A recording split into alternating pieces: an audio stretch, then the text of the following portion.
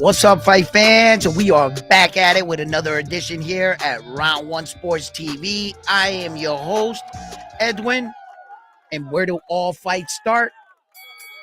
Round one.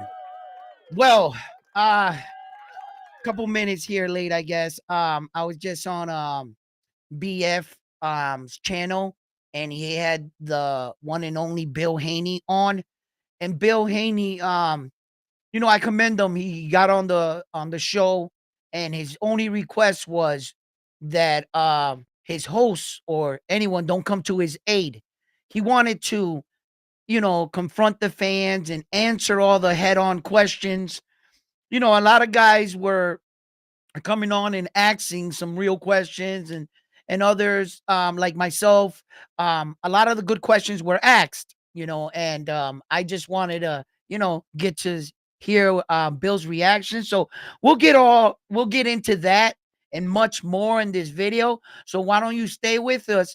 Don't forget to hit that like button, subscribe to the channel, and let's get right into this video.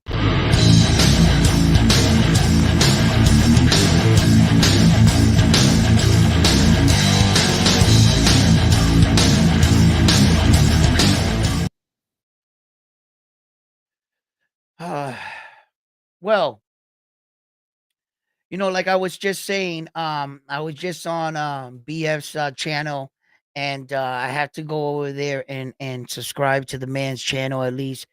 He let me on. I didn't think he was gonna let me on. I thought, sometimes, don't read a book by its cover.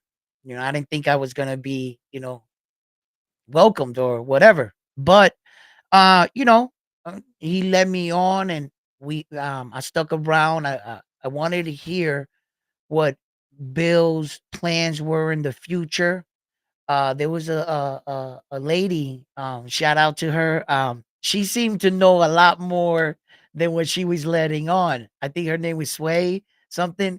Um, and she quickly hinted to Devin Haney's plans on moving up possibly in the near future at 147 pounds. And Bill didn't really address it there, but later on, if you keep watching the interview, he really lets the cat out of the bag, where he starts to a gentleman asked him, where do you see your son in 2 years? And he said a 3 division world champion, meaning hinting moving up another weight division, giving us an indication that I think that those are his plans. He wants to move up to 147, right? And potentially challenge Mario Barrio up there. I think Jerron Boots Ennis' days are numbered at 147, and they see that he's exiting. There's opportunity at 147 for a new king. Devin Haney can find a new home. And just like Bill said, potentially being unified or undisputed and really catching that division by storm. So, I talked to Bill a little bit. You know, um, KO Boxing came on, and him and KO, they did the back and forth thing with you don't take the fight, I want the fight type thing. Well, I just want to, publicly come out and say this, just to state the elephant in the room, right? With when it comes to Javante Tank Davis and securing a fight against Javante Tank Davis, the elephant in the room is um he's the A side. He has to send the offer. You don't send an offer to him. You don't offer to fight Javante Tank Davis. He sends you an offer. He's the star. So let's just get that, you can everyone has the right to say we send them an offer or what. Nah. What are you gonna send Javante Tank Davis that he ain't gonna laugh at? If he's interested in fighting you, then you publicly make it be known, and he'll send you an offer. Let's see if you really want the fight. Of late, some of these fights haven't been being put together, but I don't think it's always necessarily the fighter's fault. As we seen, Teofimo Lopez went on and said he made Devin Haney an offer. Bill Haney's like, how the hell are you making me an offer? You ain't never fought on pay-per-view. My son has. You making me an offer, but Bill has to understand that the question was also asked, hey, Bill, and I asked him this question. I wanted him to clear it up. Is your son still the champion in recess? And it doesn't seem like Bill Haney knows, right? Because he kind of flapped back and forth. He told me, yes. I went to the boxing as of website for the WBC. As of October 21st, that they updated the system, the WBC champion at 140 title is vacant. So his son is not a champion in recess anymore. He doesn't have the WBC broke ties with him.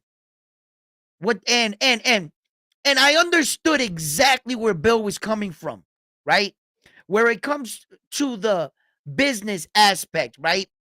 KO is saying that he believes that he would have more leverage if he had that belt. Bill Haney is saying he doesn't need the belt. His son is the leverage. His star status, what he accomplished, the youngest to be undisputed. You guys are trying to hold Devin Haney's success by a title. And Bill's saying my son's success is not measured by their belt. He's still Devin Haney. That's what Bill Haney's saying. And I get it. I get where he's saying, no, I'm gambling and I'm betting on my son. The WBC tried to put his son in a fight he didn't want for his son right away. So I asked him, would you consider a fight with a fighter such as maybe Jack Catterall? Josh Taylor. I think I said Josh Taylor. I said, would you welcome a fight with Josh? The reason why I thought of Josh Taylor, because he was the former undisputed world champion. He lost a few fights. His name still carries weight. And for a comeback fight for Devin Haney, I thought maybe one of those fights if he was thinking about staying at the 140 division. But I don't think he's thinking about staying because his dad, he really let the cat out the bag when he was like, the gentleman asked him, where do you see yourself in 2 years? Everything he said for the next 2 years has everything to do with moving up in weight and nothing to do with staying at 140. All his answers were what he would do at a different weight division. All his answers. So it doesn't seem like Team Haney is thinking about staying there, at the 140-pound weight division. So that's going to be real interesting.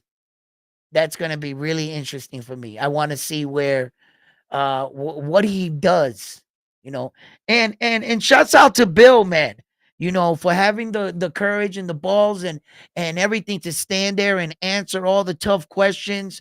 And at some point, he has to be a promoter. He's a father, a husband, a mentor to some of these young men. And in order to uh, uh, uh, you know, stop damage control, his Devin Haney's father is going to have to put on his promotional cap. And that's what he was doing today. He was answering some of the tough questions. He was on the interview. He didn't shy away from anything. He didn't shy away from the smoke. Although both men were making interesting points, and since KO boxing was sharper with his dates, don't get a false impression with Bill Haney and a lot of these other guys that you think that they're supposed to be more of a boxing historian. Well, they're not. Bill Haney's job is to focus on his son's career. He might know about boxing, been around a lot of people, but he's really not this boxing historian.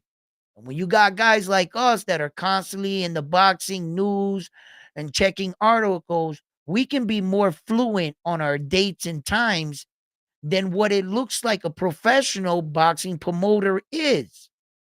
Have make no mistake that being a boxing promoter, you got to really focus on your fighters, and then the matchmakers is who you hire to match up the fighters, because the boxing promoter doesn't match up fights sometimes very well. As you can see that Ed Hearns, I guess, try to match up his own fights there, and they didn't go too good for him. Or he went into the fight that was offered to him, and the matchmakers might have not liked it. So, Bill, all in all, what's up, Bam? How you doing in the building? Bill Haney, he went on the show, and he asked that he didn't want any, of his guys or anybody to come to his aid. He was going to answer the tough, and that's what you're supposed to do. I think rather than Team Haney coming out and lashing out and trying to fix this all by aggression. We from the streets, we this, we that, we this, we still Team Haney. I think that was the wrong way, but the approach that he's taking in recent interviews, and the way Devin Haney's looking and his weight, he's looking real thin. He's looking like he's serious. Doesn't want to blow up in between fights. And some people might have said that, is this a good thing for Devin Haney, and how's his mental health uh been since the loss versus Ryan Garcia? So and then they find that he's really skinny, you know. And who knows? Maybe he learned something from that fight. Maybe he vowed to never allow himself to be out of shape because his body wasn't responding that night in the ring, and he couldn't turn into Devin Haney. And that's probably the one thing in that night that only Devin Haney can answer. He couldn't turn it up to that extra gear like he did in the Loma fight, like when he had to dig deep, and his all his attributes were there for him. And when he needed his body to respond, his body was responding. He might have been tired, but his body was doing what he wanted to. It seemed like in that Ryan Garcia fight, Devin Haney never really got it out of another gear. And I think he finds that due in part to his lifestyle and what he takes in for food, how he blows up in between fights. And some people might say that when you do something out of anger or rage, it's not sustainable. The reason why it's not sustainable, because at some point you're going to overcome that anger or rage or whatever it was that was pushing you. And since you use that in particular to motivate you, once you pass that, it's going to really drive you. You're not going to have anything to look for. You ever notice that the greats, the Tom Brady's, the Michael Jordans, the greats in every sport. You ever hear them in later when they retire in interviews, they say, "Yo, this guy was crazy. We wouldn't even look Mike in the eye. Don't give him any reason." He said, "I used to kill Mike with kindness. Don't say nothing." Because one time Mike took it out on one of the coaches. Remember? I think he was like one of a New York Knicks coach or something. Boy, did he don't ever say nothing, because these guys are like looking for something, to just give me a reason. Just give me a reason. And those are like the greats, right? So when you look at Devin Haney's situation right now, right? Where does he go from here? I believe that I got my answers today. When I talked to Bill Haney, I didn't really get him out of the questions that I asked, but out of all the gentlemen and females that were on the panel that asked the tough questions, Shout out to everybody that was on the panel and everybody's questions that they asked. Some of us were more concerned with Devin Haney and how he's gonna bounce back. Bill Haney of late, we all really understood. I think I like the panel's age group, by the way. A lot of people know that he's been under a lot of scrutiny, and his son, and they really like edged into the whole interview. Before I went on, I like went forward and I saw a couple of the guys also asking questions, then I speeded it up, tried to catch the vibe of how the interview was going with Bill Haney. They kind of put him down in the middle and surrounded him with everybody. I kind of like saw that kind of funny once they brought him down. And he started at the top, and then they shifted him down to the middle and put everybody around him. So, um, the interview was okay. It's still going on. In fact, over there at BF's channel, and Bill, I think I had to hop off because I wanted to go live and talk about some of the things that were said over there. I thought that uh with everything with Ryan Garcia now trying to get this fight approved and get Oscar De La Hoya to sign off on it, which in fact that a lot of people are like, man, that's a distasteful thing, like what Conor Ben did. He was suspended for 2 years, but what did he do? Come to America and book fights. But it seemed like, okay, he could do it. And he got a worse suspension than Ryan. Ryan goes all the way out there and wants to put on this fight.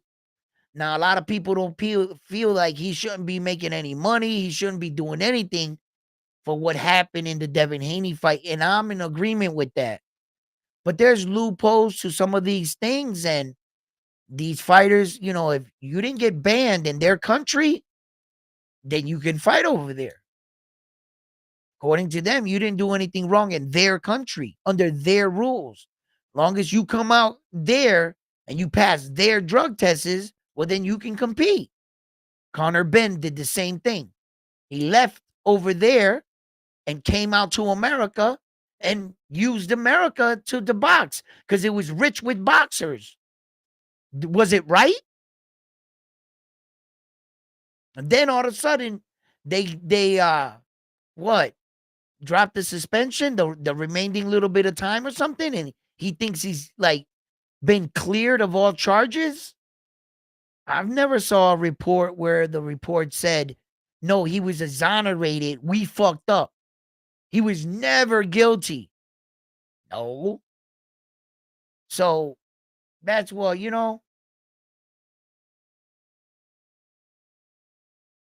where can we see the interview? On BFK TV. I forget the initials. It's BF is the first two letters. And then I think it's BF. I was just on it, man. Damn, bro. Um, Rachel Donier stopped in. A lot of people came in on that live stream. KO Boxing went on there, talked to Bill Haney. Yeah. It's I like I said, I think it's actually still going on. But and you can check it out. Uh it was good. It was good. I think it was a good interview for Bill. You know, um, look, his son Devin Haney, man, he just, and the one good thing that I wanted to tell Bill Haney this, right? And I didn't get to, right? And I just wanted to remind him that the one good thing is that he is in the fight business, you know, and in the fight business, if you bring the fans blood, they'll love you again. Yes, they will. If you give them those, oh wow, those those take you out of your seat moments, the fans will forget about everything that happened. They'll forget about the controversy, decision. I'm more on the line that I expect some fans to boo him coming back, but he can win them back. In this sport, um, a great knockout will get you back where you need to be. And that's the one good thing about combat sports. You can lose a few fights, but if you win that fight, no one expected you to win, or you go out there and you look very impressive and sharp, and the fans feel like they can get behind you. That's exactly what they'll do. And I believe that Bill Haney and Devin can get right back. I mean, the kid's so young. He's 26. He just turned 26 years old. Devin Haney. So, I mean, sky's the limit for him. And let me know what you guys think about, Devin, you know, when he comes back and whoever he chooses to fight. Are you gonna tune in to watch that fight? And is Bill Haney right by gambling on his son that he technically doesn't need that WBC World Championship? Like some people are saying. Some people are suggesting um that he should use uh that title to his advantage, and that he should have never like gave up that belt. And they're viewing that as a sign of weakness. Where that they're saying like you could have still pleased the masses, fought a good contender, and still kept your title. What was wrong with you going ahead and fighting Sando Martin? And Teo did, and Teo beat him, right? So if Teo beat him, then it would be good for Devin Haney to beat him. So by Devin Haney beating Sando Martin, he would obligate the WBC's number one contender, keep his belt, and use that as leverage, whether he wants to move up to 147 or leverage when he goes to the negotiation table with Teofimo Lopez. And that's what KO Boxing was saying. He was more on the line that, look, all I'm saying is that your son could have still kept everything. He got the decision overturned, and by getting the decision overturned and pissing off a few people, and Devin saying that he's not going to fight whoever you tell him, that's where the sanctioning bodies got to teach these fighters a lesson. And I see what they're doing, because they got to remind the fighters that's not your belt. You're competing to fight for our belt on our world stage. This is boxing, the sport we built. There are hundreds of boxers that are going to come before you, after you.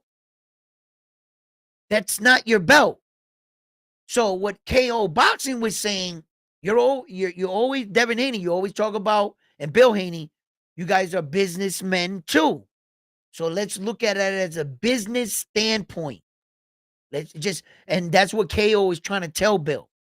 He was like, as what and I can still see what Bill was saying back. And I could totally understand how Bill is viewing it.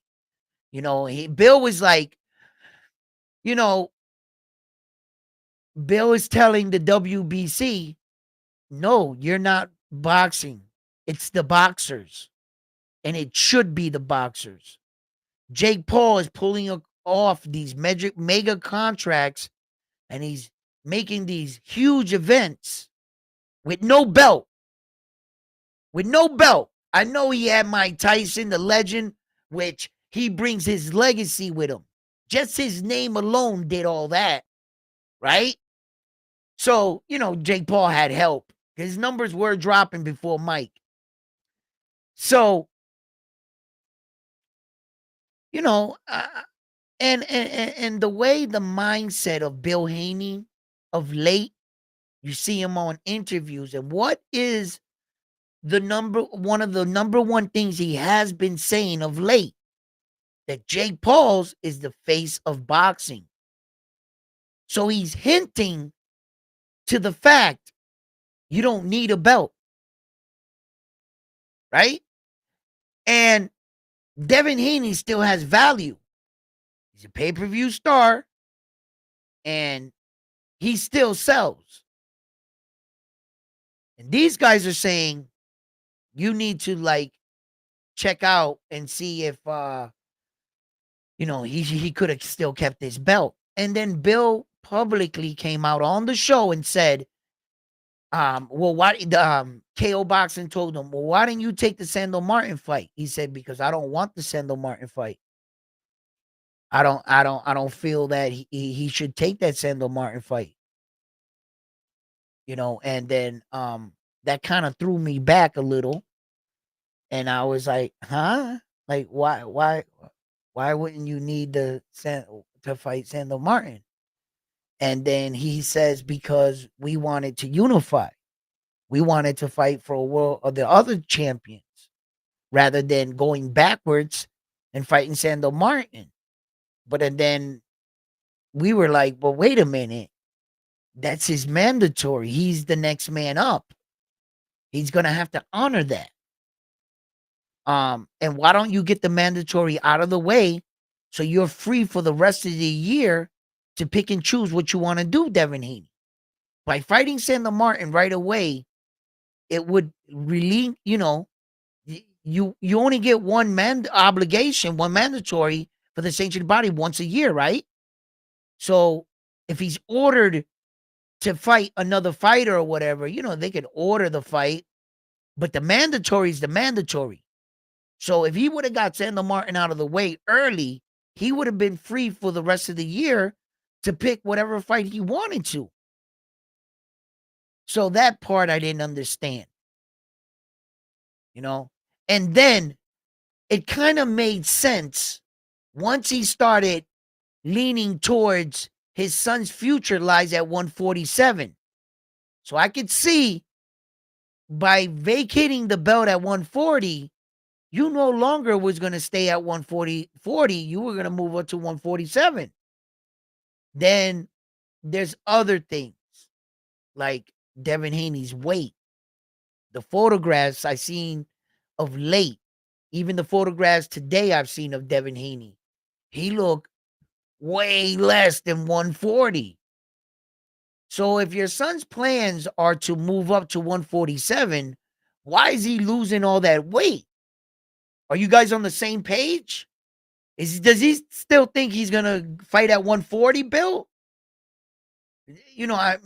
Maybe you guys talked about this. Maybe you want to tune back in with him because it doesn't look like he's preparing for 140 with that dramatic weight loss and the way he's looking.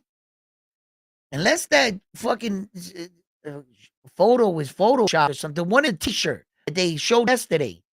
Yo, he looked like he went on a run. Like he been down in Maine South in your projects. Right? And we're concerned with his weight. I was too. It speaks to his mental.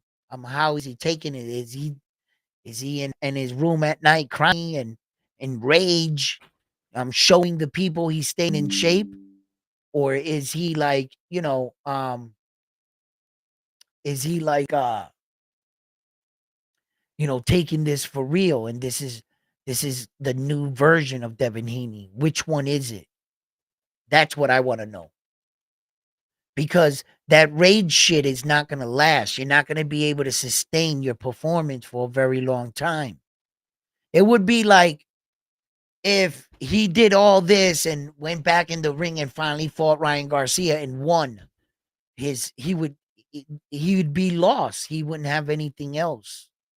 And that's the problem with training like that and developing a mindset that no, now I'm going to be like this. When you get there, that wasn't your lifestyle. You were motivated by a certain thing that's not sustainable. Yeah. You got to make a decision to change for you. That's got to be a life altering change. No matter, you have to say to yourself, no matter what the outcome is, if I can fight him again and lose, win, lose or draw, whatever, that I'm going to still stay on this way of approaching the game. This was my new way of approach, my new lifestyle, not my rage, way. And that's what I really want to know. I'm not in the Devin Haney camp. I can't say for certain. I'm only privileged to, the things I can pick up here and there, and the circles of boxing guys and people that I talk with on a daily basis. Um, and I can only go by that. I don't really have an inside connect to Devin Haney's camp.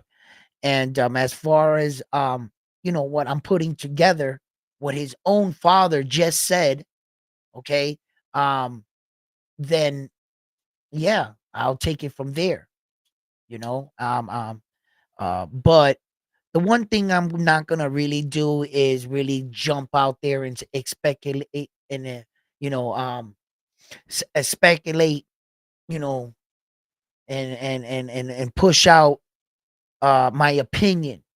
I'm gonna step back, wait to see what Devin Haney's next move is, because now I'm really curious, whether or not he stays at 140. Where does this all tie in with the new look and the new way that he seems to be in shape? I don't want Devin Haney to overwork himself neither, because like overdoing it, like that's a real thing too.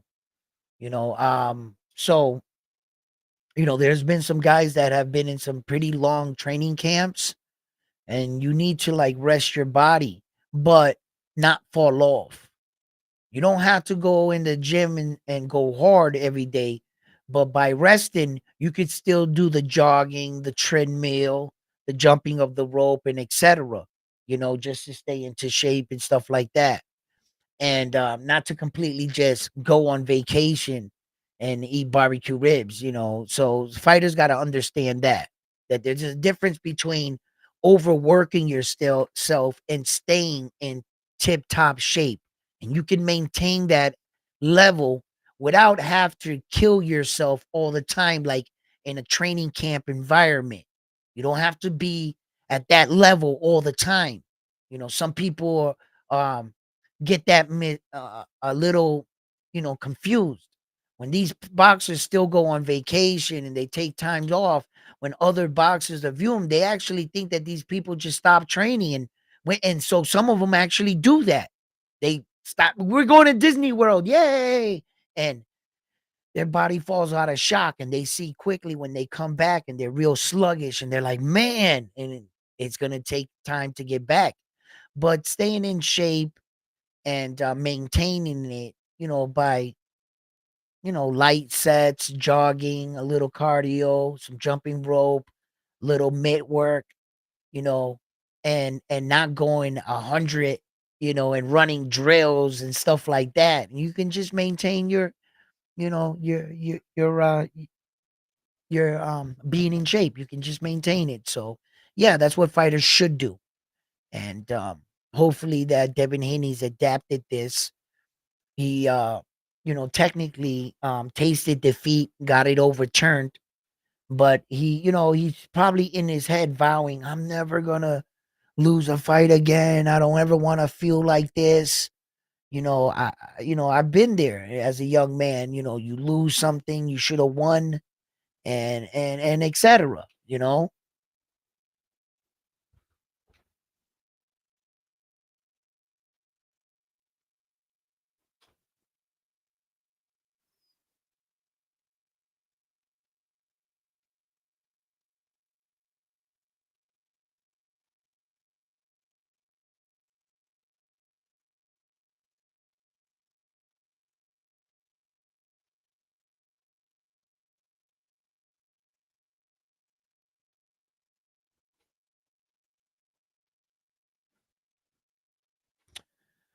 Well, that's interesting right there.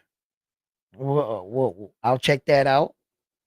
You know, that's all right. Let's see what this is. Anyway, back to boxing. Thank you very much. Um, so so the approach that Bill took today by stepping onto that platform and accepting all the questions and the fans, you can't get to everyone. There's gonna be people that will go back later and see this interview and be like, damn, I wish I would have been on. I could have, said something, and Bill of late hasn't really been on, so this one right here was pretty big, you know. And a lot of people came in and asked some question. I think that they treated Bill fairly. I think that boxing is a slippery slope and you can't please everyone. Devin Haney only has two hands. He can't fight everybody at the exact same time, and there's other boxing promoters in the game that are saying, fight my guy, fight my guy. For no, fight me. To's like, fight me. The other champions are like, no, fight me, and etc. You know, um, I thought that Subriel Matias is coming off of a win. He just recently lost his belt to Liam Paro. That would have been a good fight for Devin, but a dangerous one. And I didn't think he would take it, right?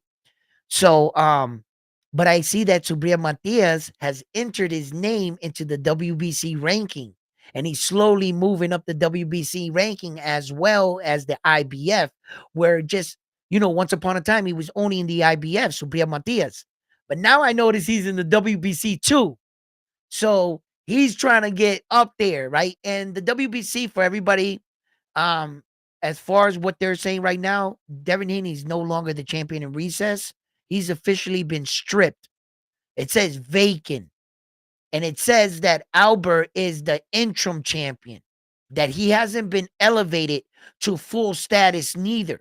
Where that some people are reporting that Albert now is the full WBC 140-pound champion of the world. And as far as what the WBC is putting out, no, he's not. The title right now is officially vacated, and he's the interim. So that's what I'm going by, what the website is putting out. All these rumors and everything else, and that says the last update was October 21st. So the website's last update was October 21st. So they're saying that it's vacant. So when you think about Devin Haney's situation, and what's next for the young man, and how will the fans embrace him and take him back? Only time will tell. They say sometimes you get a point into your career where you need a good dancing partner, to put on that great boxing match, you know. And I believe that Devin Haney is only one performance away from getting the fans' respect back. You go out there and you perform well, young man, you'll get the fans back. You might not get everybody on your side because you can't please everyone, but at least start getting yourself back to your winning ways and championship ways. I know that Devin Haney and his father want those belts back. They had a taste of that lifestyle. They like walking around and being recognized when his son walked down the street. Hello, champ. There's the father of the champion. With no belt right now, technically, they are called the former world champions, not champ, former. So his son's still in the mix. They want belts. They want championship. That's a family that got used to being called champion. Devin Haney right now is in there in the gym, and it looks like he's really training hard, you know. And it speaks to what he wants to be, a world champion again. So Devin Haney, he definitely has his work cut out for him. Where he goes from here, there's new champions at 140, Jose, Valenzuela. I think that would be a good fight right there. Devin Haney versus Jose. Uh, but who knows? You know, um, Look, they're saying that Jose is going to be fighting Gary Antoine Russell. So unless he gets past Gary Antoine Russell, or maybe Jose might not be the champion no more. Maybe now, do you want to put him against Gary Antoine Russell Jr., Devin Haney, to say, or and which way are you going with this? Then, like, it sounds like he's leaving the 140 to 147. And the thing with that move right there in particular, right? Okay. They were saying he was pillow fisted at 135 and that he couldn't fight, he couldn't punch, right? Which I was still defending Devin Haney. You don't have to be a knockout artist to have a punch. You could still punch like a hammer. You might not have that sledgehammer knockout, but you're still getting punched in the face by a hammer all night. So he does possess power. But when he moved up to 140, it seemed like his power, really didn't. And I was on the more of the line, but you guys weren't watching that Regis Progress fight. Did you see what his face looked like after the fight? It was like bubbled. He looked like he had a bunch of kiss marks, all bruising. So Devin was tagging him, but he really doesn't possess that kind of power. So making the move up to 147, I'm sitting back and I'm saying to myself, wow, he didn't have enough power to back Ryan Garcia off of him. He couldn't get it out of second gear in that weight.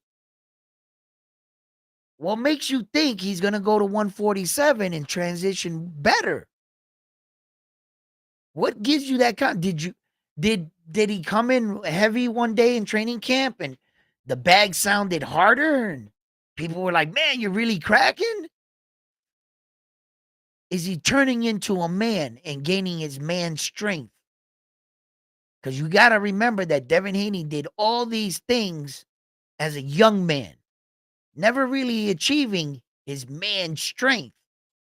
You see him, he's trying to grow a little beard now, right? So, do they know something we don't know? Do they see something in the new version of Devin Haney?